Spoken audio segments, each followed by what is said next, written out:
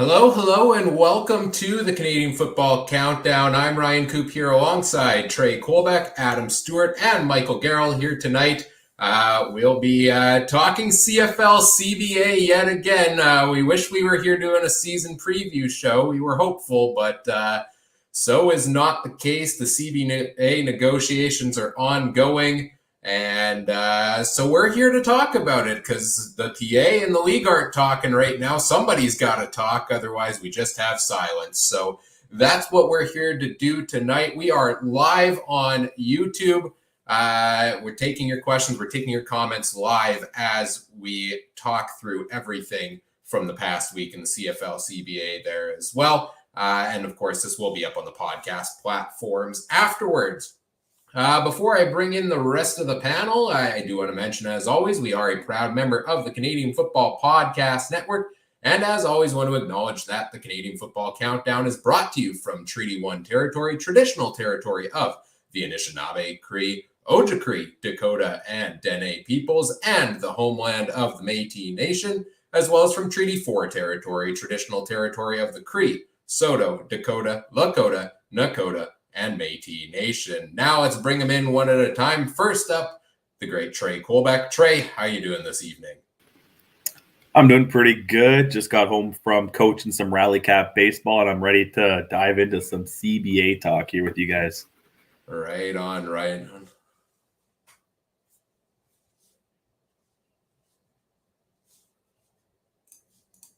Oops, sorry, a bit of feedback there on my microphone. That was my bad. There we go. So Trey is here this evening. Adam Stewart is here as well, the great Adam Stewart. Adam, how are you doing tonight? Well, very well. Got a few acres seeded today, so that's all great. And wish that what do you call it, CBA would go as smoothly as my seeding's been going so far. Yeah, it does not seem like the CBA negotiations are on auto steer right now, does it, Adam? Not at all. Seems like the auto steer is definitely off guidance right now. And of course, here with us as well, the great Michael Garrell. Mike, how you doing tonight? Not too bad. I hope we don't have too many more of these town hall type discussions, but we rather get into actual football on the field. Yeah, we're going to be doing this. We're going to be doing this basically until we have a deal. The CFL does not currently. Training camps were supposed to start yesterday, I believe. And, two of them did. The Calgary Stampeders and the Edmonton Elks underway on with training camp for now. Of course, labor laws get sorted out there. But, where do we begin? It's been a crazy busy week of things around the CFL as they try to negotiate things here. And, it starts off with, I think, let's dive right into what I found was a very interesting negotiation tactic. Because go back, if you listen to our last episode of last week here, one of the things we all agreed on was we needed more transparency from the CFL. Well, they came out and gave us transparency this week when they made their proposal public on social media in a letter to the fans. Trey, what did you think of this from the league? I thought it was a very interesting tactic, but just before, I believe the players also released some things. So I feel like this was probably just the CFL's way of sharing their own side of the story, because I believe that's what we talked about last week, was a lot about the players saying what was going on, but we just wanted the league to tell us, and they for the first time ever, maybe they actually listened and gave us what we wanted. Yeah, no, they did exactly what we thought they were going to do. They, which is rare for the CFL to ever really be that transparent. They used it as a tactic. I mean, let's face it, it probably was more of a publicity / try to move some court of public opinion back to their side, which the CFLPA has been doing for the last week before that. It was just literally, to me, it was kind of partially A, transparency, and B, kind of a negotiating tactic.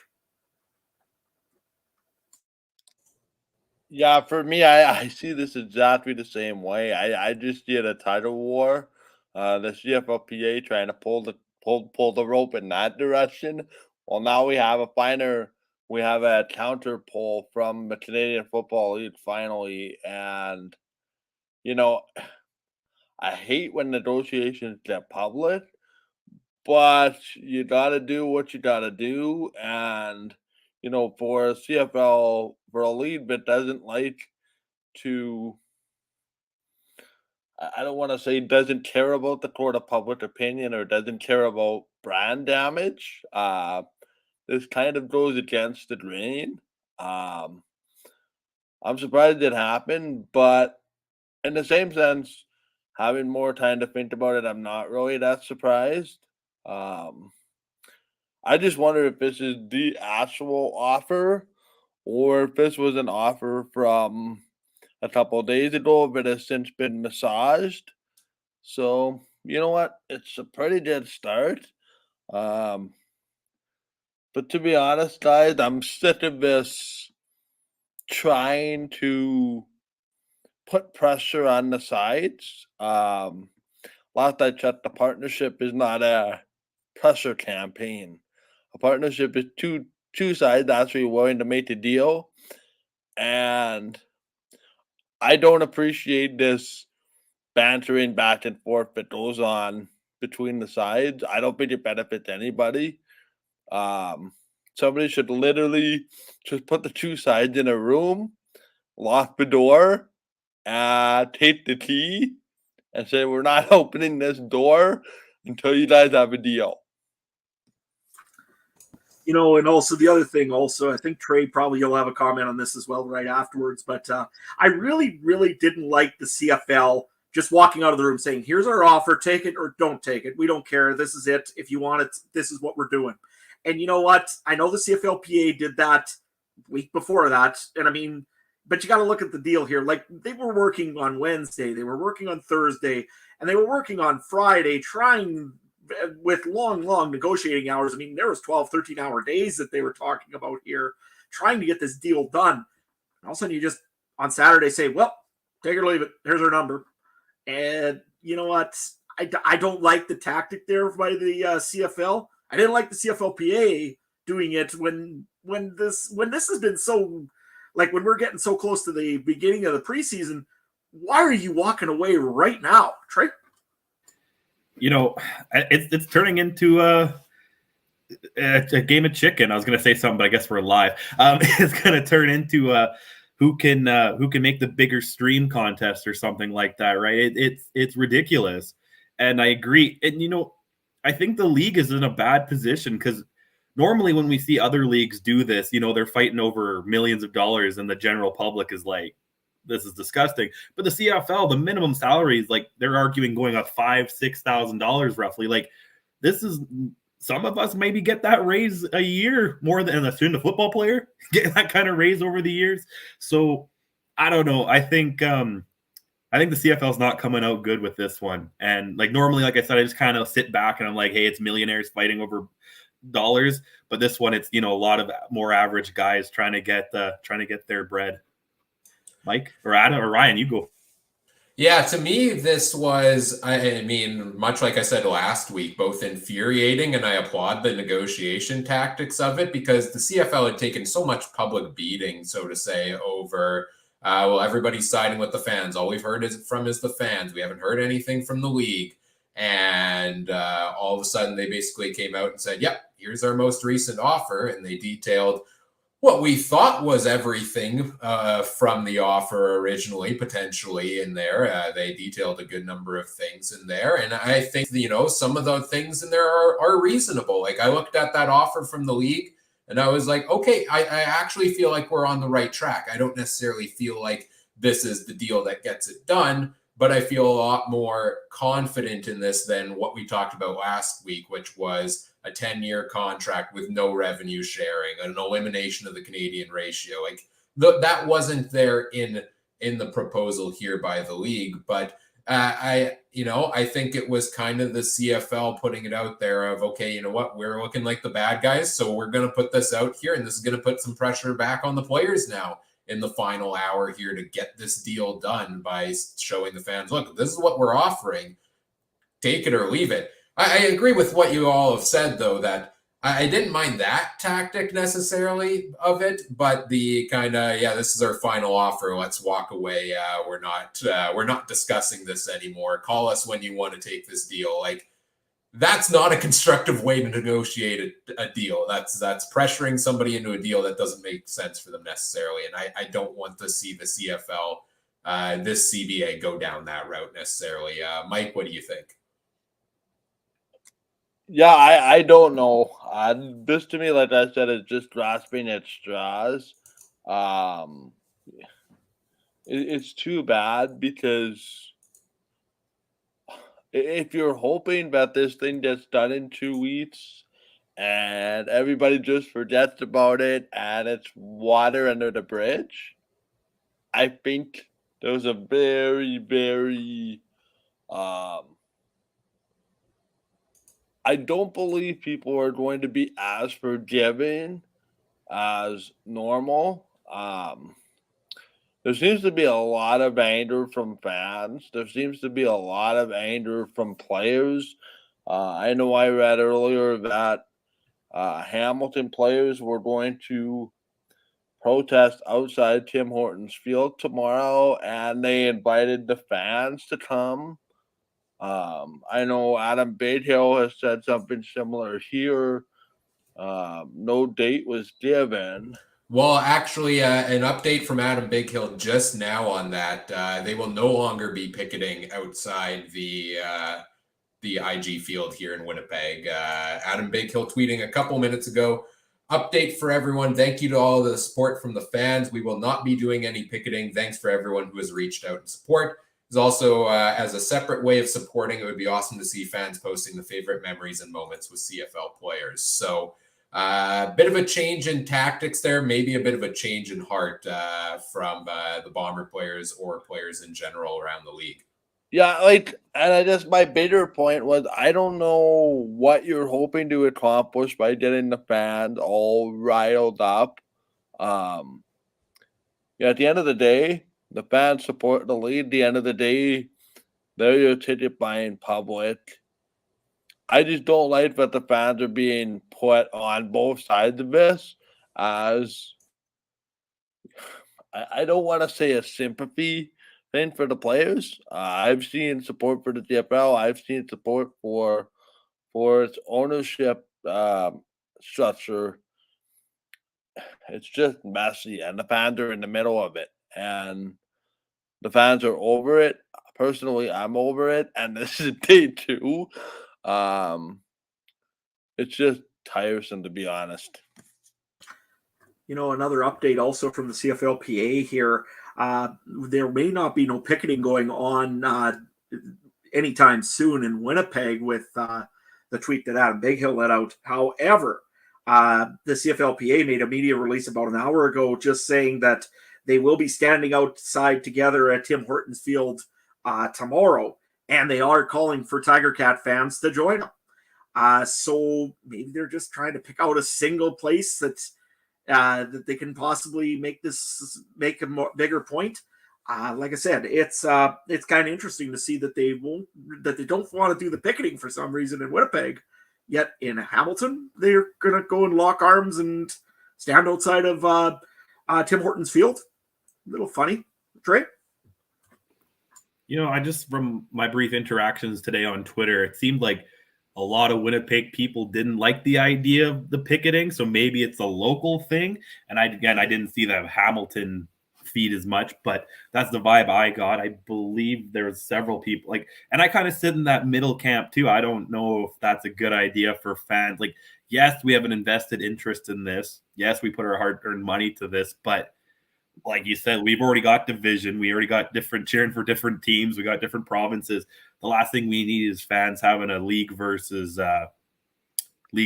players debating. Because I can see both sides. You support the league, but you also got to support the players. So I don't like this whole pulling fans thing. And so that's the one thing I'm not a fan of the players are doing. But everything else is kind of this whole the league screwing up, I think. You guys, Brian, do you agree with that? Yeah, I think this is pulling some conflict. I think the league making their statement public is to try to sway public opinion in their favor. I think the players are trying to get maybe saw that a little bit. They're trying to get the fans back on their side, and feels like kind of we're the child stuck in the middle here, so to say. Of parents, please don't fight. We just want to see you get along, and we want to see you get this deal done. And I think that's the overall theme from a lot of fans, is that we want to get this deal done. And I guess, let's backtrack a little bit. We talked about the CFL making its proposal public here. They did leave some details out conveniently in Randy Ambrosie's letter to the fans. I don't know, Adam. What do you think of that? Of not kind of here's some details, but not all of the details. Is it kind of let's spill as little as possible to appease the crowd while still trying to hold our cards tight to our chest? It seemed like that a little bit. I mean, let's face it, the CFL is doing their job of trying to build a public relation to make themselves look as great as they possibly can. I mean, you look at what that deal offered. There were certain points in there that made a whole lot of sense. That were good points in that CFL offer. However, there were some points in there that you just kind of shook your head at and said, what is the CFL really doing here? For example, the salary cap increase. Like, from what I can read of that, I believe it was about $100,000 a year, if I'm not mistaken, is what it works out to after you break it down for the 7 years that they want to do the CBA for. Very interesting, and why only that much, especially with inflation right now. I mean, I don't think it's a great time to be, like I said, it probably would pay to add a little bit more to that. The other thing also that I was really confused about was most of this stuff all starts in 2023. So why are you wanting to change the game? Well, get at it. If you're going to do it, change some things. Let's get going with it, because it doesn't make sense to go and start a CBA and then, oh, by the way, everything starts for 2023. However, there were some other good parts in that in there that I think made a little bit of sense. Myself, I know that some guys that are really passionate about the Canadian national ratio, they're going to be probably upset with me in about probably 3 minutes, because I actually liked how that was written and how that was put out for allowing Americans to become naturalized, or however they worded it, essentially count as a Canadian in the roster. I like that. It was a good setup. It was a good program. And you're still got a lot of Canadians in there, and you're still trying to work to keep those Canadians, most of those Canadians, on the roster. Trey, what's one thing that you really liked and one thing that you really didn't like about the CFL's offer? Yeah, with the salary cap was the big one, but then also minimum salary going up 50,000 next, or 5,000, sorry, next year. And then only going up another 5,000 in 4 years in 2027. That just, to me, that seems not very enticing, because these rookie or minimum salaries, probably a lot of the guys that you're trying to get from the States to come up here for a year or two. So I felt like you should try to entice them a little more. And if minimum salary is not going up, doesn't mean the higher salaries are probably not going up a lot either. So that was the one I didn't really like. The one I liked the most, I felt had nothing to do with the players, and I was surprised to see it, but the timing of the season. Up to 30 days. So that would be May 10th next year if they choose to do that. And I know we could talk another hour about when the season should start, but that one I liked as a fan.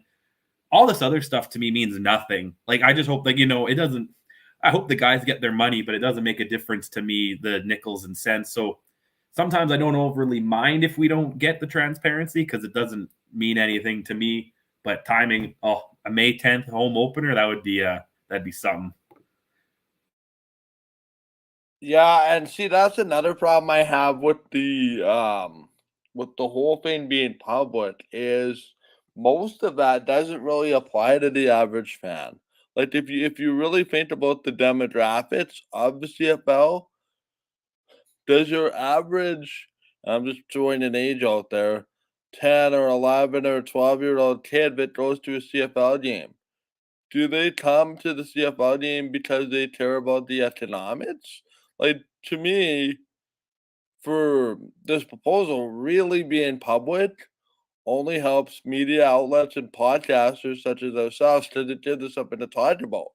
But Joe Smith, who's coming to a CFL game with his family, I don't know about you, but I didn't care about player salaries when I went to James as a young child. I went to James to watch guys like Milt Steedle break the all-time touchdown record.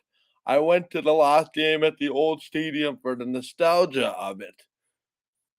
To me, I think you're losing a large portion of the sympathy by trying to make this public, and I think it's a lot of a mixed messaging because if you're not as closely integrated into the lead as we are, a lot of that is just like, oh, business stuff doesn't matter to me, and that's where I think you have to really be careful because there's a lot of people that can be put off by the dollars and cents when really they're just paying whatever they're paying to get in.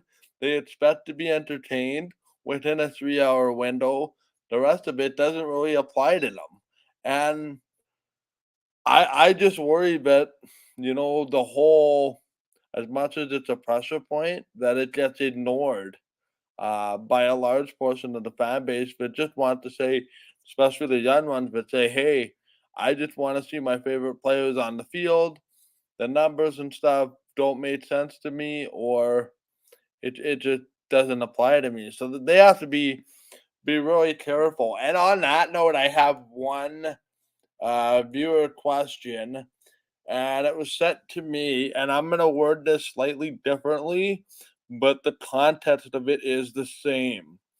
There's some talk out there amongst CFL circles that the CFL cannot give any more concessions to the Players Association in a monetary form as a result of not making any money the previous 2 years. So for something like revenue sharing, it makes it extremely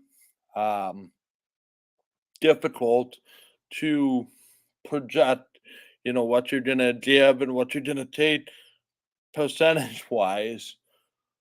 How, like, if this is a stumbling block, what are we thinking here as far as like the CFL being able to give, but we have to remember this is a proposition that hasn't made a lot of money, as has most businesses coming out of the pandemic. If this is the hill they're stuck on, what do you guys think as far as solutions? Because it seems to me a lot of giving and a lot of numbers and a lot of numbers being multiplied by the number of teams, but there seems to be something else missing. What are your thoughts on that, Adam? If the question that I'm trying to phrase made sense. No, it made perfect sense, Michael. What I would think if let's face it, if I'm a player, I want to see transparency, like everybody else wants to see transparency. Show us the books from Toronto, even if they are a train wreck. Just show us what we're actually dealing with here. Same thing in BC. I mean, let's face it, the David Braley era has just kind of left. I mean, they got good ownership now, but show us what exactly has been going on here, because you know what? That's how you're going to go and say to the players, look, here is the deal. Here's what we're making for money. We just seen Edmonton last week, and I mean, they're one of the more stable teams in the league, post a $1.4 million loss for 2021. I mean, yes, we had football, but it was costly football last year. Let's face it, people weren't going to games. Even in Mosaic, hey, when you can't sell out Mosaic Stadium for a semifinal game, there's something up. It don't matter what CFL or what team you're on or what team you cheer for. There's a problem when you can't sell out Mosaic Stadium in Saskatchewan for a semifinal game. So you know what? to me, I would be first of all saying, let's see the books, let's see everything so we can be more transparent. That's one of the little sticking points that I heard about between the CFL and the CFLPA, that the CFL doesn't want to have their books audited. Sounds pretty funny, but whatever, that's neither here or there. The other thing I would do is say, look, we want to grow with you. We want to grow with the player. And if I was the CFL, I would offer them maybe a little bit of an increase into the player revenue that the share that they're talking about. Currently, I think it's 25%, I believe, is what the CFL has been offering the players. However, it doesn't apply to the Grey Cup and a few other little events or something along those lines. And again, maybe you offer them 25% across the board. It's showing that, hey, we want to grow with you. It's showing that this league has a future, because let's face it, if you're giving them 25% a year and the league profits go up, which are probably expected to be going up in 2022, I would presume. Same thing with 2023 and on. Let's hope that it keeps growing. If it does, then the CFLPA should get a piece of that. And that's the way that you can give them the money without giving them the money immediately, if you want to do it that way. Trey, how would you do it? Well, I just want to say, we have to remember, we're not that far off from the CFL not even letting the government see the books when they asked for that magical loan, right? So are we really surprised that, like, oh, we're not going to let the government see it, so why are we going to let the players? So I'm not shocked that they're doing this. They keep shooting themselves in the foot, but you are right. Michael was right when he said they don't have much more to give, I don't think. At this point, a lot of the teams seem to be nonprofits, or, breaking even is a luxury. But your question was, how to do to fix it? Is that what you asked? Well, how would you address the players? I think Michael's question was essentially, what does the players want more money? How, as a league, can you do it without having the money? You kind of hit it earlier. You got to figure out ways to partner with them to make the money. That's all you got. Because I don't think they can actually give much more other than revenue sharing, and that's probably the revenue is all that they have. So it's kind of coming from the same pocket. It's just worded differently. So I think that's why I've never had a good feeling every time the CBA talk comes up, because I'm like, the CFL doesn't have any more to give. That's all it is. And if we can only have a $5 million roughly salary cap, like, a 10% increase really isn't that much. What are you doing? You're giving a guy $5,000 bonus each year. So I really don't know. You're going to have to partner with them to come up with these ideas to how they can come up with the money. Because I really don't know. That's why I have a bad feeling about this. Yeah, and it's a great point about the lack of money being available, right? But I think what Adam had kind of said about the revenue sharing and giving them a share in the future in that, and one of the things that was brought up by somebody in a Twitter conversation I was having this week is, how much revenue is betting going to bring in over the next couple of years? Like, this is relatively new. They had it a little bit, I think, last season. Now it's going to be a more prominent part right away, in years to come. Just look at the NHL playoffs. Every second commercial is betting, right? Like, how that's going to bring in a ton of revenue for the league over the coming years. So how does that play into things? That might be hard to put into the model without having that actually, for sure knowing what the revenue from that is going to be. But there's things like that, and things like another thing that the PA is really focused on is guaranteed contracts. Yes, maybe you can't increase the salary, but if you can at least guarantee a player that when you're going to sign them, you're not going to cut him the day before his bonus. Well, things like that are going to go a long way to helping get the players to sign a deal, even if your cap increases, aren't necessarily massive. I also think there's, the way they frame things can be viewed as a little bit shady. They talked about, over the next 7-year deal, we're going to increase the salary cap by, I think it was like 18.9 million or something like that. And you think, oh, nice, that's a decent chunk of change to go up. Well, our good friends over at the X's and Argos podcast kind of broke that down, and the way they did the math on that was, I think, about 100,000 per team each year over the 7 years, and accumulating it to get to the 18.9. They view it as, okay, we're going to have to pay the players an extra 18.9 million over the next couple of years in total. But that doesn't mean the same thing when you talk about the salary cap and what a team's capable of bringing in 1 year, when it's, only a tiny little bit being added in there. I don't know, Mike. What do you think of the framing of the salary cap there? It's trying to make it look like a better deal than it is. You want the public perception to believe that big numbers mean a lot of progress. 16.9 million looks like a lot of money until you take the magnifying glass to it and you actually look at it and look at the fine print. It's a nice tactic for the average person who, like I said, this 12-year-old or 13-year-old says, oh, 16.9 million.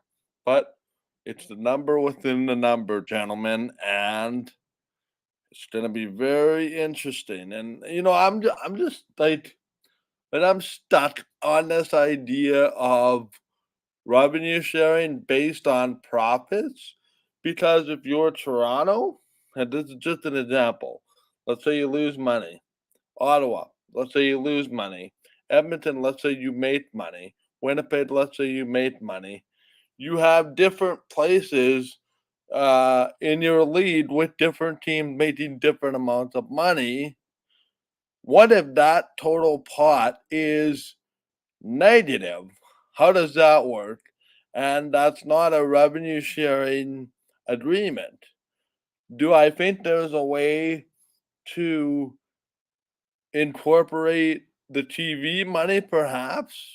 Absolutely. But, your product has to be consumed by a lot of people. Your advertising revenue has to go up. There is going to have to be some really creative ideas that are beyond my scope of creativity to eventually figure out where this money A is going to come from, and B, how it's distributed, and while also keeping the greater plan of the CFL in mind. And I think at the end of the day, at the end of all of this, all the CFL players are asking for, and this has already been addressed, is transparency. If the revenue sharing is going to be negative, whatever, based on profit, just throwing a number out there, perhaps if you opened the books and explained it to your partner that this is why the revenue is zero or negative, whatever, and this is why we can't give more, perhaps there'll be more understanding of the situation. And, I don't know about you, but if I was to buy something like a house or a car and previous repairs were not disclosed to me, well, it's like that, right? Like, what are you hiding? What are you hiding under the hood that I should be worried about down the line? That's a very genuine concern. But again, it's how is this going to be fixed in the short term? And I think, there's a lot of discussion. Why does this all start in 2023? I think some of this is extremely difficult to implement with a season. Well, supposedly supposed to be going, but it's not going to happen. You can't implement.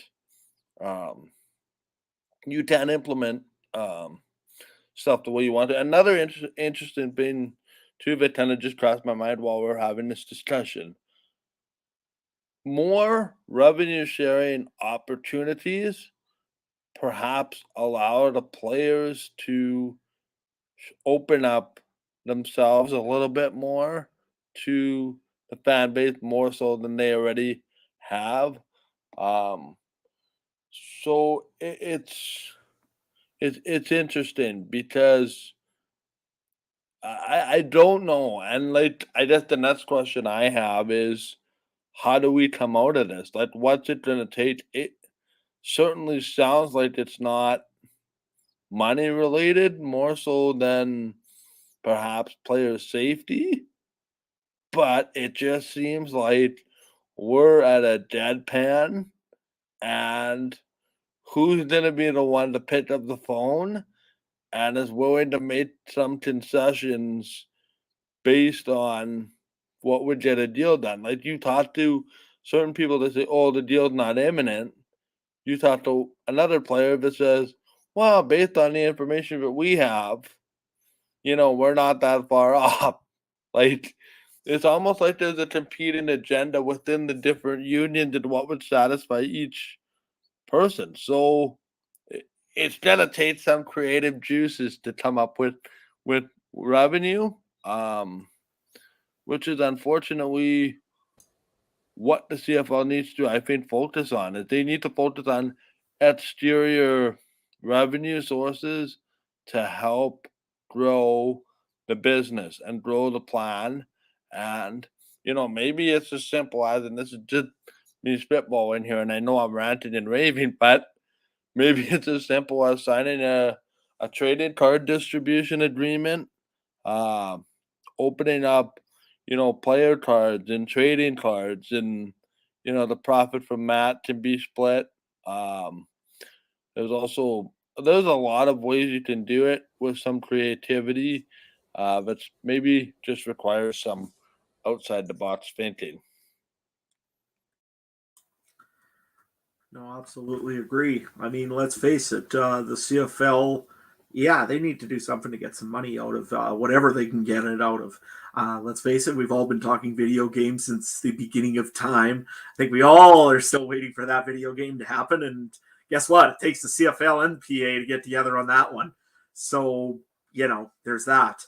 But, we just had actually a neat little question here. We were kind of talking a little bit ago about how the fans are directly involved in the CBA a little bit.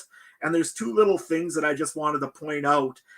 Tim Capper, thanks for watching over on YouTube, actually had a great question.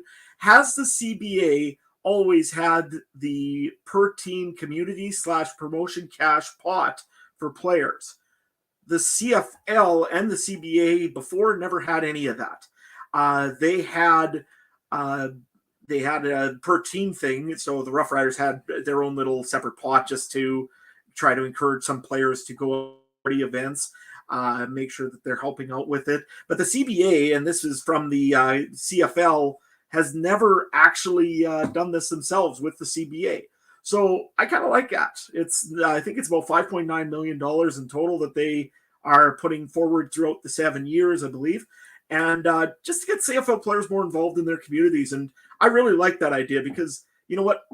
Let's face it, some Americans getting into Winnipeg, getting into Regina, getting into Hamilton, even for that example, is a little bit tough and it's expensive and planes are not cheap anymore. And let's face it, fuel ain't much cheaper. So it's a great little initiative to try to get involved. The other one, though, that was very interesting, and Trey, maybe you want to mention this one, was the fan. I'm not sure what this really meant by Randy Ambrosio. He never really got involved on this one.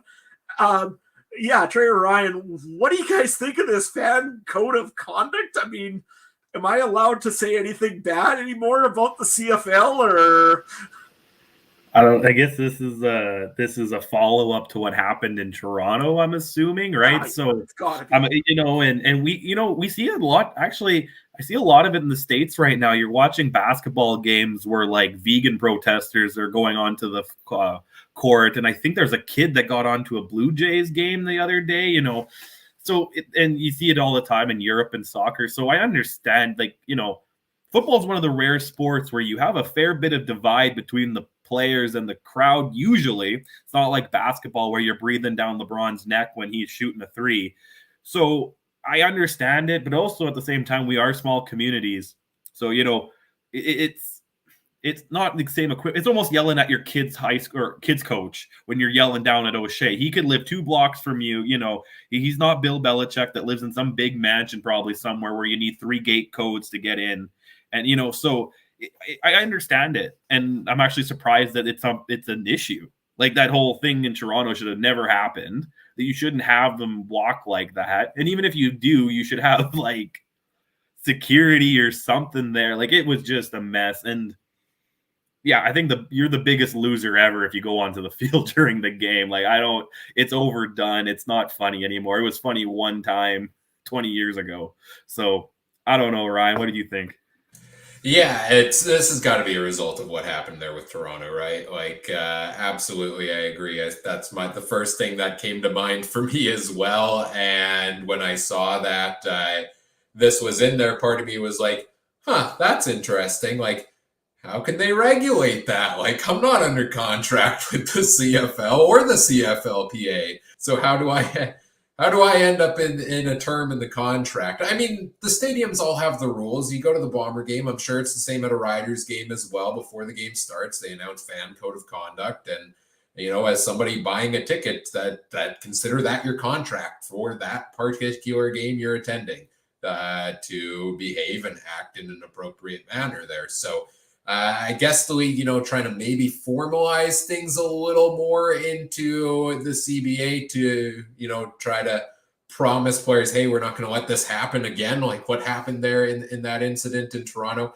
But yeah, most definitely an interesting one there as well. And you had talked about the community and promotion cash pot there for the players. I find that one a little interesting because I agree. I think it's great. I love seeing teams and players involved out in the communities.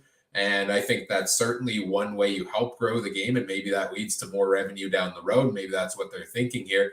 But it's kind of interesting when you have the players saying, we want more money, you know, in our contracts here. And then you have the league saying, sorry, we don't really have more money to give you. But then you have this money allotted to these other endeavors, right? Which maybe, you know, that's part of the sticking point. Maybe it's not. I find that a little bit interesting there. But yeah, the CFL outlines this proposal. Overall, I think they're making I think they made a lot of progress on some of these things, and it seemed a little bit promising after, you know, 3 straight days of 12-hour days of negotiations. Okay, this proposal comes out.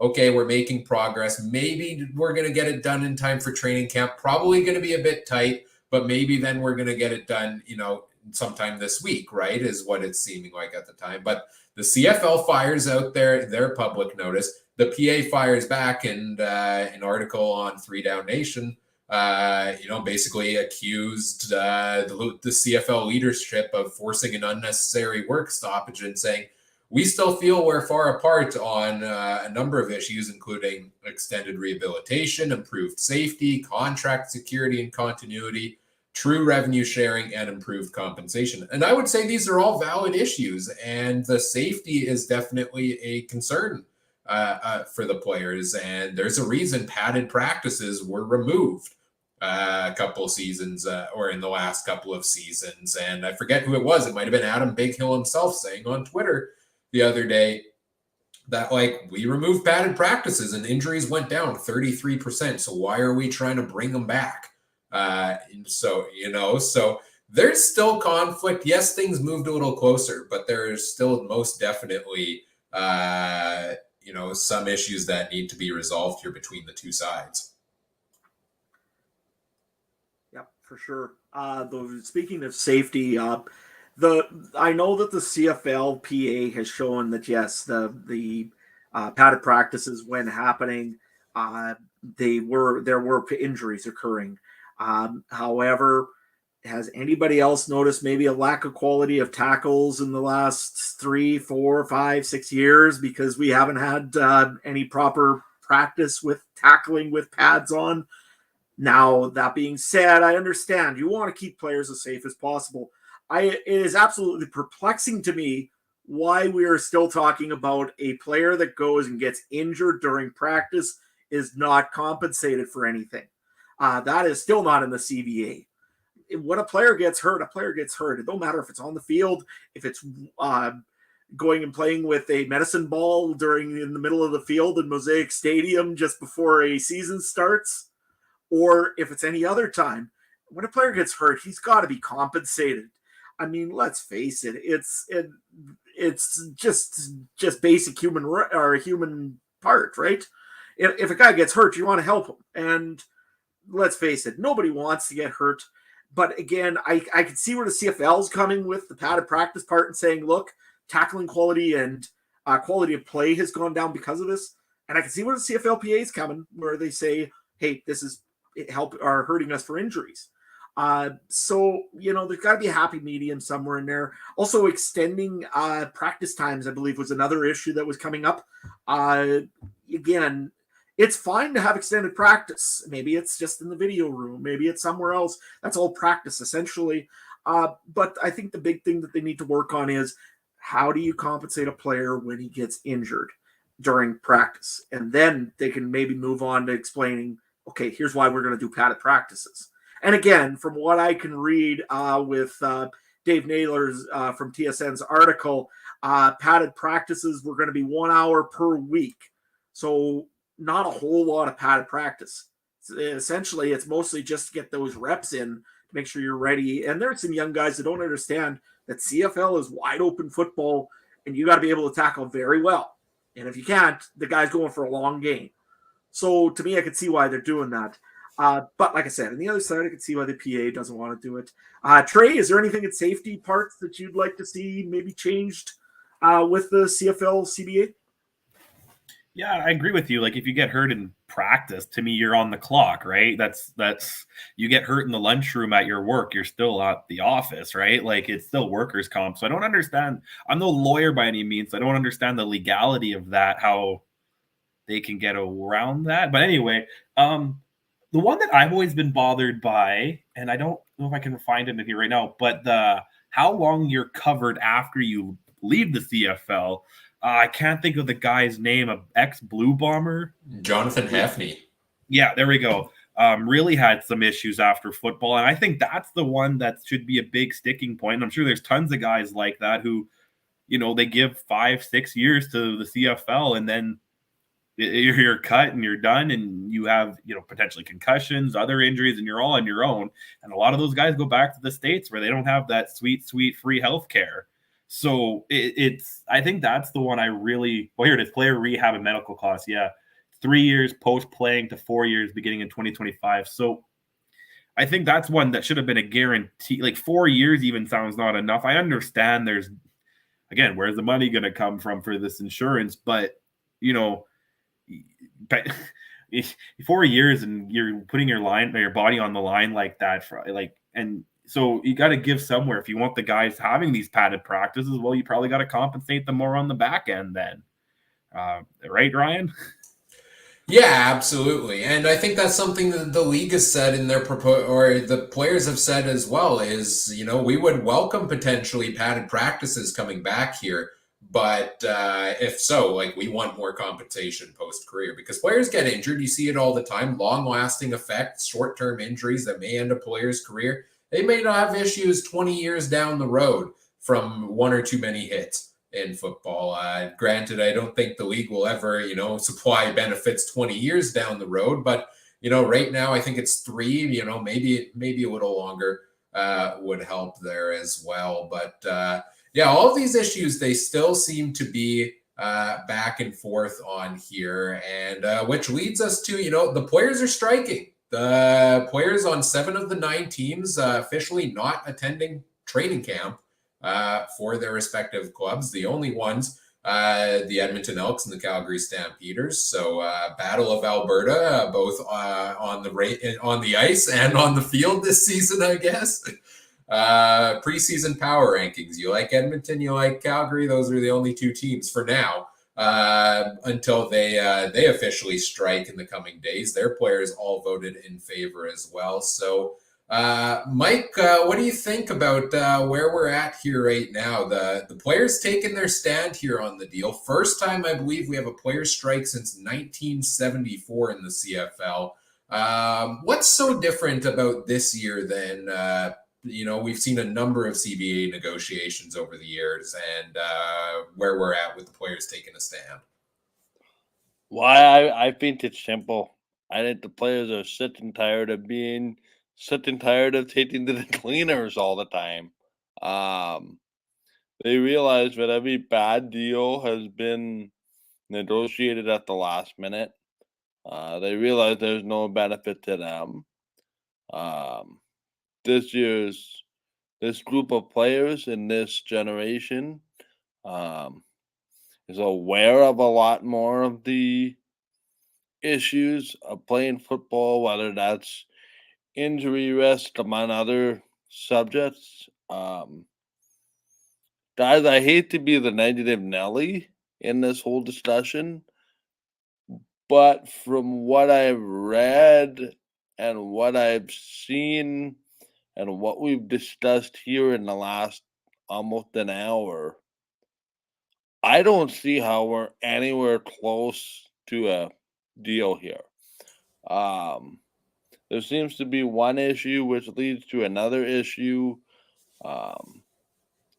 It doesn't just seem like, okay, if we address this issue, then that issue and that issue and that issue will be resolved. I also wonder if the players are taking too big of a stand. And what I mean by that is they realize they've been taken to the cleaners the last couple of CBAs. And they're asking for too much too soon to try to fix what they feel is the issues, and rightly so are the issues. I'm wondering if the CFL is taking exception to too much being asked of them at once. I wonder if the tactic of a shorter term CBA in the 2 to 4 year range would benefit everybody. And, you take a little piece at a time with each negotiation. That's the only way for me I see this being done. I love the CFL, but there just seems to be way too many outstanding issues. Granted, I realize things could change with one phone call, but there doesn't appear to be any bargaining sessions in place for this week. That could change with one phone call, that could change with one private meeting, i.e., the head of the owners and the player committee having a private meeting and saying what's it gonna take, and sit done behind closed doors. But again, I wonder, keeping in mind, of course, every negotiation has a pressure point. And when that pressure point is probably in the next couple of days when Alberta joins the forces of a strike. And then you're looking at opening night, but I hate to be that negative person, but there just seems to be way too many outstanding issues to be close enough for a deal. And again, that all changes with one phone call, but certainly seems like that phone call ain't coming anytime soon. Yeah, I'm going to jump in with my rant of the episode here because, May 23rd, next Monday, CFL's first preseason game is supposed to kick off between the Bombers and the Riders. Pretty sure that's not happening at this point, right? They've officially said if the CBA, according to a report from Dave Naylor, if the CBA is not negotiated by Wednesday, that preseason game is not going to happen on time. It might happen late. Who knows? They might reschedule it depending how things go. But there have been a lot of people up in arms over the last couple of days of we're missing training camp, we're missing preseason. Hot take maybe here. I don't mind that we have missed training camp, that we have missed preseason, in the sense that, sure, I would have wished they would have started negotiating 3 months ago and gotten this all done on time. But if we were in the current situation of negotiating now at the end of the term, I'm happy to see the players taking a stand. I'm happy to see both sides kind of working at it until they find a deal they're satisfied with. I don't mind missing one preseason game if it's going to be, the next 7 years, 5 years, whatever it is, of a deal both sides are happy with, that they're going to work happily in unison, and we're not for the next 3-4 years going to hear, oh, I was cheated out of a deal or something like that, right? Like, thinking of the big picture, the grand scheme of things, it's a preseason game versus, yeah, we get a deal. The players are happy with. The players are motivated. The league's motivated to grow the game, to put entertaining product out on the field that we're going to enjoy for years to come. So, it's unfortunate that we're in this situation. I wish we never got here to begin with. But maybe it's just the optimist in me looking at the positives of, yeah, like Mike said, the CFLPA is not standing down at this moment. I think they might eventually as time goes along. But I kind of like to see that they are standing their ground here and fighting for a fair deal instead of just giving in to what the CFL says there. Adam, what do you think? No, I have to agree, Ryan. I mean, let's face it. I came on here last week and I said Saturday we will have a deal. We will be playing, having training camp at regular times. And I'll tell you right now, Trey, I hope you have that little banner behind you that says Trey was right. Trey was right. You know what? I'm not looking forward to this right now. It's all fun and games until you miss a Riders-Bombers game and preseason. I mean, let's face it. The pressure's got to be on both teams. But what I want to say on this, though, is we're at a crossroads with the CFL right now. This has never really happened since 1974, having a strike and having a CFLPA that has been this adamant and this persistent and this, unified that they want to keep this going. I don't think I've seen that for a very long time. That being said, I've seen the CFL before try to do some strong arming and try to get their way, and it hasn't worked. As much as you think it has, it hasn't. The CFL and the CFLPA both have to realize that there's only so much money in the CFL. The CFLPA can't be asking for millions of dollars. They just can't. It's not there in the CFL yet. In a few years, like Mike said earlier, it's going to go and it's going to be one of those that you're going to probably slowly build yourself up, and you got to build yourself up. They should. They're a darn good, entertaining crew that are unique from the NFL. They are a professional sports union, and they've shown it. They've done a very good job of this so far. Like I said, I think the CFLPA has finally maybe made a corner here, and that means that the CFL needs to pivot with them, or they're going to be left behind. The CFL has got to start growing, and by hook or by however they can do it, they've got to do it.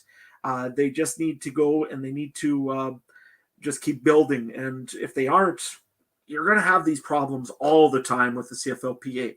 The PA knows that they are a good organization, and they know that their players are very good. Like I said, it's time that the CFL recognizes this and says to them, hey, we want to be your partner, just like the NFL and the NFLPA. When was the last time you ever heard of an NFLPA strike? Been a very, very, very long time since there's been a PA issue. There's been some little hiccups here or there, a suspension or whatever. It's nothing major, though. And usually the CBA gets worked out as a group. They don't usually go, and the NFL owners go and try to pull the arms hard of the NFLPA and say, you got nothing. Here, I think maybe the CFLPA has finally done it, that they're going to have to, that the CFL is going to have to work with them and actually properly work with them, not just say, here's the deal, take it or leave it. But that being said, I sure hope that the CFL gets, its act together quickly, because I don't know if the CFLPA is going to budge much this time. We've got some comments here in the chat as well. Shane saying, are they actually working at it, though? No scheduled meetings. League saying they have given their final offer. In such a crucial year to finally do it all right, it's absolutely shameful. The two sides are pulling this crap, and the CFL seems to always find a way to shoot themselves in both feet. To me, it's almost the case of the CFL left it to the last minute because they thought the PA would fold and because this is the first strike since 1974. Trey, what do you think about all of this and those comments? Well, first, I'm going to have to get my girlfriend out here so she can hear Adam say I was right, because that's never happened in this house, right? So, but yeah, I agree with what Shane also said. This is a crucial year, and, you know, it's a tough year to do it in, like right out of the pandemic, but it's a crucial one. They, you know, and that's why I'm surprised they're going for such a big chunk, trying to go for such a long term. Even 7 years or whatever the last one was seems very long. It's almost like you need to do a 2-3-4-1, kind of see what the economics is like after, hopefully when COVID is as done as it can be, and then reevaluate. I'm going to go on another limb here because, you know, since I've been making bold predictions, I'm going to say the Toronto Maple Leafs will play more games in May this year than there will be probably games in the first 2 or 3 weeks of the CFL season. Because I think I agree. The players are giving it to the league right now. They, like you said, Adam, when has the NFL done this? No, the NFL says we're adding a game. The PA says, okay, you know, we're taking away a preseason game. We're adding a regular season game. Okay, we're adding a new playoff team. Okay, because they know the money's going to come in. Like they already have this all set up. They have their revenue sharing. They have guys making anywhere from 2, 3, 4 million to what Mahomes at 50. Like they don't have any problem with this. And Tom Brady's got his retirement even more locked up. Like they got their retirements locked up if you can make 40 million on Fox after. So they don't have to worry about it. So these guys trying to worry about it, because I don't even know what's the highest paid player, probably 500,000 roughly. Bo Levi, Caleros in there somewhere. I think it's Caleros at 550. Okay, 550. So it's a big chunk of change. That's probably more money than I'm gonna have come in at a year, but still it's money. You know, they got kids, they got family, they go down to the States, they have a lot of travel expense, I'm sure, so that gets eaten up, and that's before our great Canadian tax too, probably. So, you know, a lot that comes down and down and down and down, and they need to come up with it. And we joke, we can talk about all these ideas. If you can have every league imaginable in NHL, why can't you add the CFL to Madden? Like, that's been my question. If you can have the kids from the Wheat Kings play, you know, whatever other team, right? Then why can't you have the CFL team? You used to have NFL Europe on Madden, and you just have a bunch of bums that were running 20 speed, and it was garbage. But you could still have the CFL in there and do something, and like anything. Like, honestly, I would even just take the hit as the league and say, hey, EA, here's our rights. Do whatever you want with it, kind of thing, for a few years, and then renegotiate, because it's just going to be free advertising. And like I said about last week too, I said about the XFL, they got The Rock, they got Fortnite, they got whatever he does. You know, he's one of the highest paid actors in the world. What does the CFL have? Yeah, great. We got guys like the new president in Edmonton, and we got guys like Will Ferrell wearing a BC Lions jersey. But is he going to come to an actual game? Is that really going to do a lot? Who knows? So I think that, yeah, I liked what Shane said. They are pulling this crap, and I can't believe it either. Whoever wants to go to that. Yeah, you know, that being said, like I said, there's only so much, again, in the CFL. There's only so much money to go around. I'm surprised, like you said before, that the players are going for a big swing right now, just because of what's all happened in the last few years. Let's face it, COVID pretty much bankrupted teams. When like I say, Saskatchewan and Edmonton are losing money, that's not good for the CFL at all. And now, again, the CFL did ask the CFLPA to take a little bit of a different, abbreviated and a lighter pay salary during the 2021 season. And I'm sure that's why the CFLPA right now is saying, okay, it's payback time to pay it back. And you know what? It makes sense. But again, it's still the CFL, which is light funded league. I mean, it's just, it always has been that way. And like, let's face it, I want to see it grow up, and I'd rather like to see it pass the NFL for stature. That would be awesome, seeing billions of dollars going into the CFL.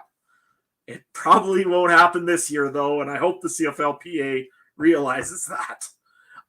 That being said, I hope you get what you can get, but in the end, we got to play football. Mike, what do you think?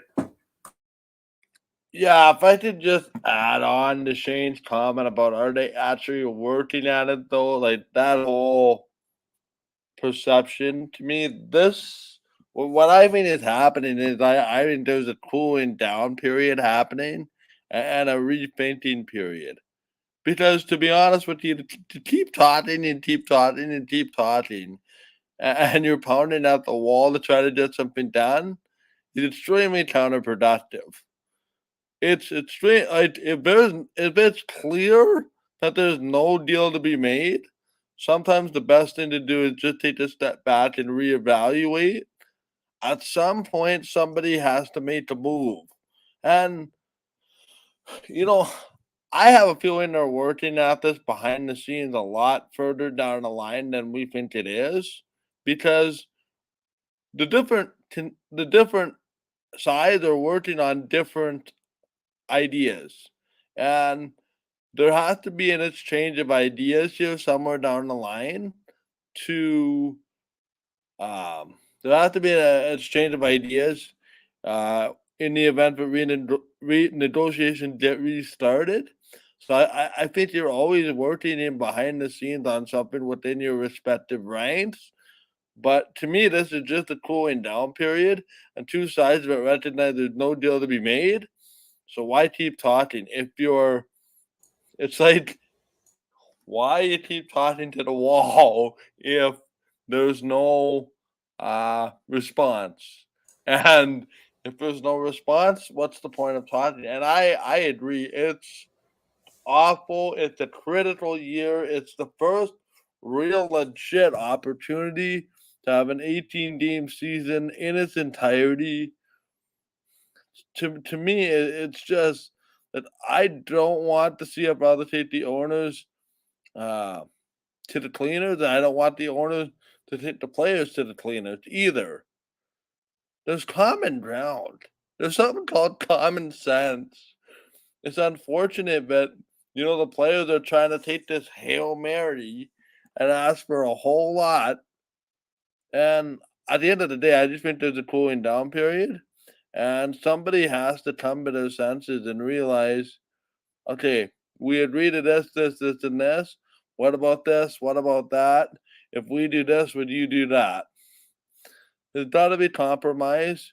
This is not a partnership right now. This is a stare down. This is an angry. Uh, this is an angry time.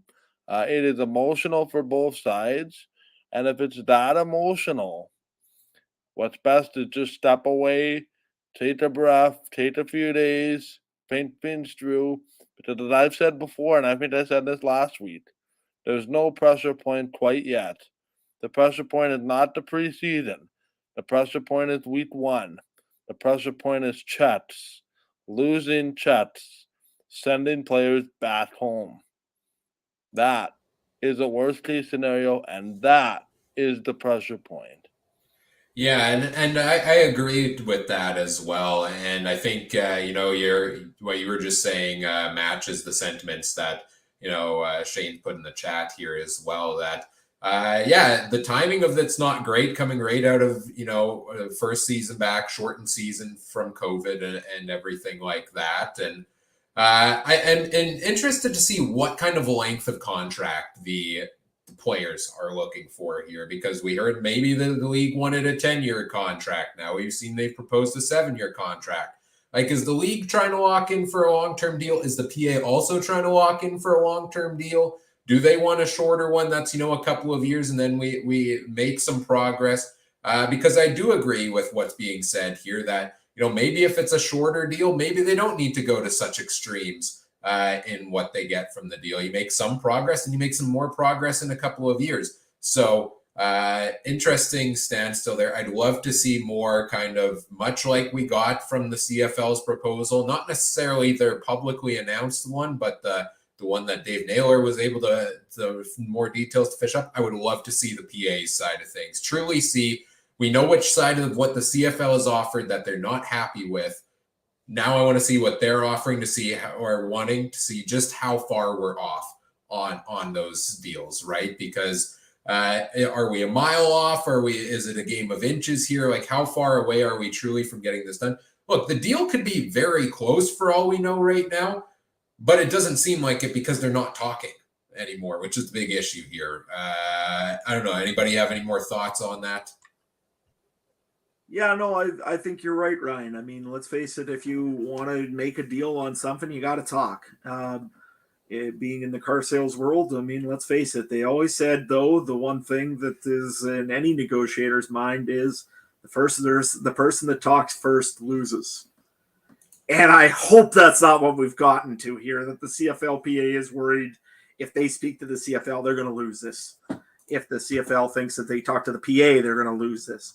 Let's face it, if there's a deal that nobody's happy with yet everybody agrees to, that's probably what we need to do. And I believe maybe it might be – it seems like the CFL is the one that wants a 7-year, 10-year deal, and I could see why. Let's face it, we all know what's cooking down south of the border. Any hints in what I'm saying there? Anyways, with that being said, if you're going to be worrying about the XFL coming, you obviously want a longer deal to happen in the CFL's eyes. If I was the CFLPA right now, I'd be negotiating for a 2-year deal. I'd 2 or 3 at the most. I would just go and say, okay, we're going to go and we're going to just increase modestly and everything else, that's fine. We'll do that. But in 3 years, when this deal comes back up and there's another league on the side of me and they're on the side of the CFL that's trying to get our players, we're going to be asking for a lot more than what we're asking for right now. Now, again, the CFL should be terrified of that prospect if they want to actually not increase in revenues and everything else, or they could get excited about that because they got a chance to build their league back up, get everything going again, and then, hey, it is time to then reward the players. And like Shane just said here in the comments, he'd love to see, and I would too, love to see every player make $100K minimum. You'd be able to keep some of those players like Matlin Riley, yeah, I think I said that right. I hope I did. Sorry about that, to Saskatchewan. You'd be able to keep some of those players that are going to university, getting a degree, and saying, I'm going to play the CFL for minimum? No. Why would I do that? Because I'm just going to beat my body up and do it for what? Nothing? It doesn't make any sense. And you know what? I'd love to see every player get $100K minimum and an average salary of $150K. But you're right. The CFL can't afford that right now, plain and simple. But again, that being said, that's where the CFLPA needs to get creative and just say, hey, 2-year bridge gap. We'll increase very modestly the salary cap, just a very small one. We'll take 5% revenue share, but we want those 2 years only. Final question here as we go kind of around the horn to wrap this up for today is, where do we go from here? Like, we talked about what should happen for each side, what we think we want to happen. What actually happens here going forward? Trey, the master of predictions here. Let's start with you. Who breaks first? Who calls who? And how soon do we realistically think these two sides get back together and get a deal done? Well, we're going to do some Doctor Strange multiverse here. I think there's 2 possible multiverses for this situation. The one is the players are going to have to break if we want football this year. Like they're going to come to the realization that they got to get their money, right? So that's the one. But my other side is, if they decide to stay strong, why would they bend? Why would they bend in July and August? Like, why? Like I said, some of these guys already have jobs the other 6-7 months of the year. Why would they bend? Why would they come up here and risk a lot of that? Just stick it out. So I think they either need to bend this week, or we're going to be praying for hockey season because there's nothing else to be watching from now until then, maybe, or NFL. Right? Or Jays playoffs. Like, we're going to be thinking of all of that. And I think it might be another year of sitting on our hands just waiting, because if they don't break by opening day, I don't see any real reason why they decide to do it week 2, week 3, week 4.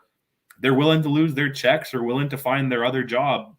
They're not going to quit their job and come back up here once they find that job might be equal money and they're not killing themselves. And I think Adam said last week, or a couple of guys said, they want to win. Yeah, I'm sure they do. But you got to weigh the options, guys. So what do you think? Trey, today I'm gonna ask you this straight out. Yeah. Just so I'm understanding what you're saying. I think I get what you're saying, but I just want to make sure. You're saying if nobody breaks in the next 2 to 3 weeks, in your mind, we could be looking at potentially a lost season. Oh, yeah. 100%. I don't see why not. If the players are willing to go this deep and miss, like I said, one check, like I don't see why they would stop week 2, 3 and decide to talk then. And I think the longer it goes, the more power they potentially could have. If they say, hey, screw you, CFL, we don't need your money, then that's going to force the CFL to do something, because unfortunately the stadiums, the owners, everything, they need the players. The players don't necessarily need them. They have other potential opportunities. Are we looking at the possibility of CFL looking at replacement players? Who? USFL guys that just played 8 weeks? Or college guy? I don't know, because MLB tried that once before with AA players and it didn't work out good. I don't think they'll do replacement. Is there enough football players that you could have decent football? Let's face it, there's a pile of NFL, NCAA colleges that are always having senior bowls and always having senior players. I think that there's enough that you could still, the quality would be absolutely terrible. But there are the replacement players if we do need to. That being said, again, they're scabs and they'll be absolutely torn apart by the CFLPA. But again, I think that there's enough players anyways. There might be, but I don't think the CFL, well, they might threaten that. I don't think they would do it, because I think that would almost tarnish the reputation, the little reputation that they have.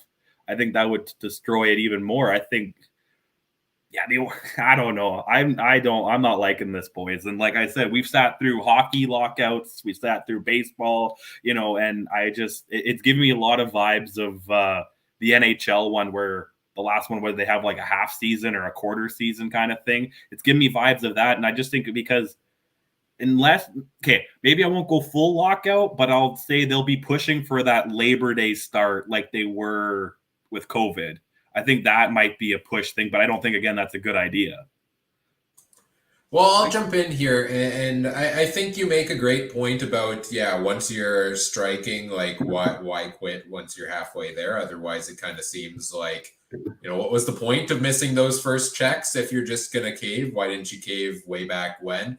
I think maybe that leads to the CFL is the first one to finally say, you know what, I guess we should come back to the table. They're really not going to take the deal we put out there for them.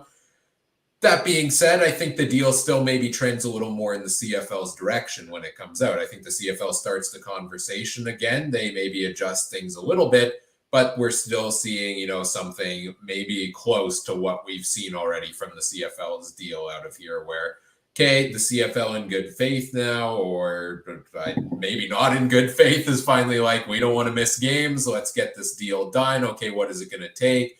Now let's get back to the table, negotiate. Because I believe with the 3 straight days of negotiations they had, 1 or 2 more on top of there, very well could have gotten this deal done. But something happened, put a sour taste in the mouths, and said, no, we're going to break this off. We want them to take this deal, and enough is enough. But, time is a ticking here, right? And as time goes on, things are going to get a little more stressful for the league there. Adam, what do you think? When does this get resolved, and who calls first? Well, my Saturday prediction is all in shambles now. So, you know what? I'm going to go and I'm going to push it back a little bit. I'm going to say that we're going to lose a football game. Unfortunately, it has to be the Rough Riders and the Winnipeg Blue Bombers. I think that game is pretty much gonzo at this point. Let's face it. I think, though, Trey, I think you might be mistaken on one thing about players not caving. They have a heck of a passion. Sorry, I did let one go. Anyways, passion is a thing that we all know about in here. Trey, of course, with harness racing, myself with farming. Like I said, Michael, Ryan, you guys are passionate Blue Bomber fans. Let's face it, you'll do some funny things and weird things if you've got an absolute love for something. You'll do what you have to do to make it happen that you can enjoy what you love doing. Let's face it, some guys are here for the check, and there are a few of those, no doubt. There's some guys that just love football, and they want to play football no matter what it takes. And eventually, those guys will be the ones to drag this back to the table and say, let's play some football. Whether it's a CFL executive like Victor Cui, who proved now that he is a big football guy, or is it a guy from Hamilton?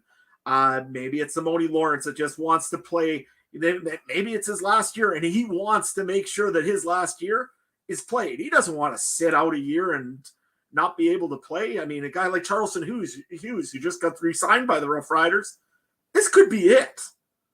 And when you got those kind of guys in there, they are going to push to play football no matter how they can play football or where they can play football. It's the CFL right now is the place they want to play it. And eventually I think that they are the ones that are going to have to push back and say, we want a deal. Let's make something happen. And those are the guys that are going to make your deal eventually. I don't think it's going to drag this out to regular season, though. I think preseason we may lose a game, 2, 3, maybe even. But I don't think we're going to lose a regular season game. Mike, what do you think? One thing I am liking is Shane's latest comment before I get to my spiel. He says, the silly thing is, as with every negotiation, if they miss a few game checks, they'll never make it back over the term of the deal. So what's the point? Well, my initial reaction to that, and it's something we've heard before. It's to protect the players after us. We're willing to sacrifice a little bit for the betterment of future players. But again, your point's well taken. I understand the passion on both sides. It's fans are stuck in the middle because, there's a running joke out there among some of my friends who aren't Bomber fans but are friends of other teams that said, well, every single time I want to play Blue Bombers when the Grey Cup, there's some kind of crisis immediately afterward. Year one was COVID in the last season, and they win again, and now we have a lockout. So I don't know, just coincidence and a joke more than anything, but sometimes it really makes you wonder. But no, as far as where we go from here, I kind of said this earlier in my rant, and that was I believe there's a deal to be made. The question is, how late is too late? I'm all for a cooling off period if that's what's required. I hope we don't lose an entire season, but speaking as somebody that, fans already have lost one season 2 years ago, not of their own doing. I don't know about you guys, but I found some pretty cool and interesting stuff to do with my time and when I would normally watch CFL football. That's the danger in this. Like, I'm a diehard through and through because of the podcast and media work, but the rest of it with, here in Manitoba, you have option to go to your cottage for a weekend with your family. Last thing people thought about, and a lot of that, granted, there was other stuff going on in the world, but people have found a way to make things work without the sport that they love. That is the danger that the CFL is running into. And, that Blue Jay team is not playing very well right now. But when they heat up in June, July, August, which is the height of the CFL season, will they be the forgotten afterthought amongst your casual observers? And that's the part that the CFL is struggling to reach. They're not struggling to reach Ryan or Adam or Trey. They're struggling to reach the fan on the street that said, "Oh, what's the CFL?" So they come to a game and they get captivated. They're not going to have any problem getting us back. But the minute you remove yourself from people's lives, it's very hard to get that attention back. Unless you're the NHL, unless you're the NFL. CFL doesn't have that luxury. If I could just speak to both sides for just 1 minute, there's a deal to be made here without being greedy. Give and take on both sides. We'll get this deal done. It might not be pretty. You might not get everything you want. Get a deal done for the betterment of yourselves, the betterment of the fans. You all say you want to play football so badly. Find a way to get it done within reason so that we can all be back to talking about weekly recaps instead of having weekly CBA negotiation therapy sessions. Because quite honestly, I'm getting sick of it. As much as I love this discussion, I'd much rather be talking about football on the field instead of the boardroom. Yeah, and I want to add one point because you're saying we can find other things to do. We've got to remember what's a growing sport in Canada right now, and we're hosting a part of the World Cup that's going on over the summer. That's soccer. You know, you're talking to the Jays, that's big too, but we got CPL, we got MLS. They're prime time too. They start May and go till October or November even, right? So, you know, I've taken my kids to both, and they're both at IG Field. My kids hardly can tell, like, you know, they're 7 and 4. They just know there's a game going on at IG Field. They don't really care about the difference of football and soccer at this age, right? So they might start pulling to want to go to soccer if that's the option. They might want to pull to go to a Gold Eyes game if that's the option, right? They might want to go to the racetrack. Like, you know, I make them go to the racetrack. But, you know, that's the point too. Like, we you're right. They want to get the average fan in off the street, but you also got to get the kids, because, you know, the kids are their attention spans are non-existent. If you over the last, if let's say hypothetically, this is a whole lockout, this whole season's washed. This is hypothetically. That means over the last 3 years they played 13 games, right? Like that is, or 13 weeks, right, of games. That's, you got to have more than that to keep the attention span of the younger fan. You need to have that, like you need to have the 20 plus games every year to keep it going. And I don't know. I think they're at real big risk of losing the casual fan and the younger fan if we don't get a deal done. And like I said, I think it's one or the other. Like I said, I think it's going to be the CPA folds and everything's good, or they decide to hold it out. And I could see them holding it out for a very long time. I don't think it's going to be that, but I think I'm really, you know, it's either or.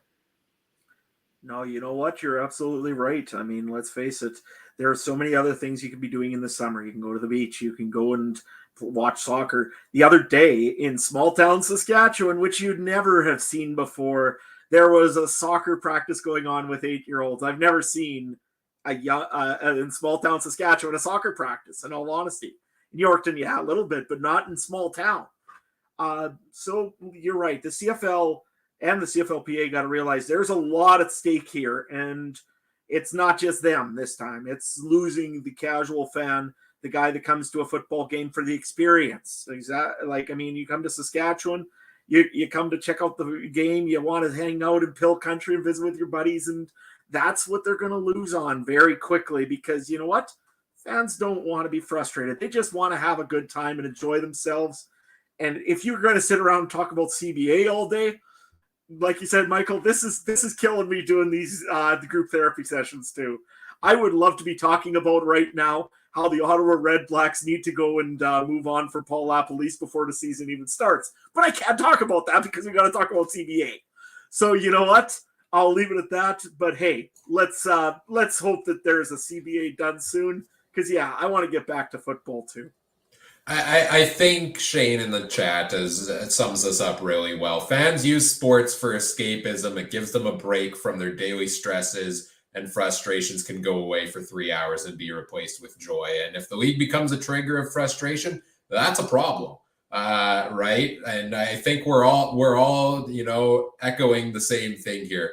We hope a deal gets done. We want a deal to get done, we want a deal done that both sides feel comfortable with. Obviously, we don't want to see anybody shoehorned into a deal.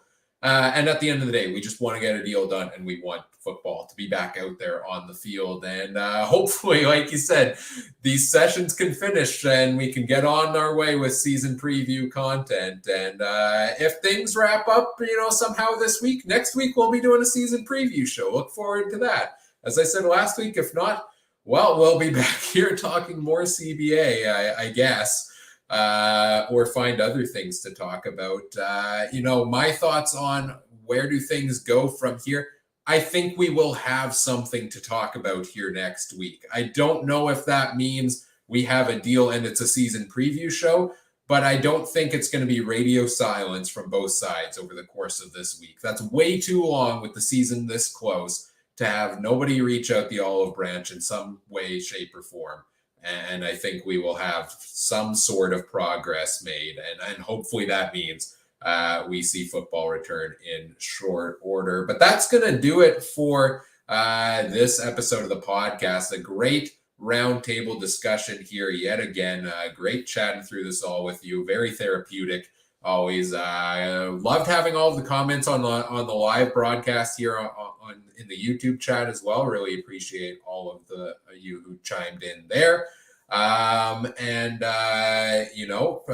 Make sure you subscribe on YouTube as well and stay tuned. We may have more live content to come throughout the season here as well. So look forward to that. In terms of where people can find us all on social media, let's start with you, Trey. Where can people find everything you got going on these days? You can follow me at Twitter at TreyMBHarness. Always down to talk football or, like Adam mentioned, horse racing. So, you need some inside tips. Don't ask me. I always lose, but I'm sure I can direct you to people who have the better tips. Like I said, always feel free to talk to people, whatever. I'm always on my phone. That's the only thing I always have next to me. Mike, how about you? Yeah, you can find me on Twitter at MikeGerl, MikeGerl, and on Facebook, facebook.com/GameTimeTVMB. You can also find me starting Wednesday night, enjoying that Battle of Alberta hockey series. But it actually starts tomorrow because I can't wait to see that Battle of Florida again. But I'm hoping for a different result. Sorry, Ryan. Yeah, we'll see. We'll see on that one, Mike. Adam, where can people find you? Well, you can find me at Adam Stewart 1. Let's face it. I mean, I'm like Mike, except I'm not really as interested in the Battle of Florida as I am in the Battle of the Central with the Avalanche and the St. Louis Blues. By the way, Avs in 4. I've called it already. But hey, if you want to come and talk football, you want to talk CBA, you want to talk Avalanche, or you want to talk NHL, or if you want to talk about my other favorite subject, farming, by all means, you'll be seeing lots and lots of seeding posts coming soon over on my Twitter channel. So, hey, make sure you follow me over there.